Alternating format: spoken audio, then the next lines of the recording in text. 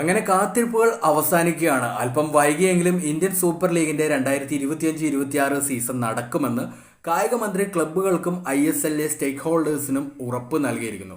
കഴിഞ്ഞ ദിവസം ISL നടത്തിപ്പുമായി ബന്ധപ്പെട്ടുള്ള പ്രതിസന്ധികൾ പരിഹരിക്കുന്നതിന് വേണ്ടി യൂണിയൻ മിനിസ്റ്ററുടെ നേതൃത്വത്തിൽ നടന്ന മീറ്റിംഗിലാണ് കായിക മന്ത്രി ലീഗ് നടക്കുമെന്നുള്ള കാര്യം ക്ലബ്ബുകൾക്ക് ഉറപ്പ് നൽകിയത്.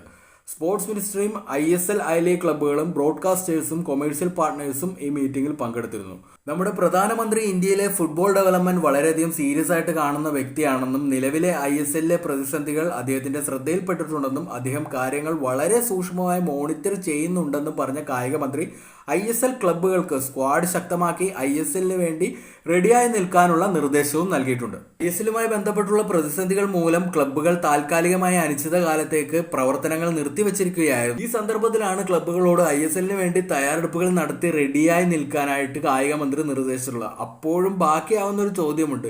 ലീഗ് നടക്കും, റെഡിയായിക്കോളൂ എന്നൊക്കെ പറയുമ്പോഴും ലീഗ് എപ്പോൾ നടക്കുമെന്നുള്ള കാര്യം ഇതുവരെ വ്യക്തമാക്കിയിട്ടില്ല.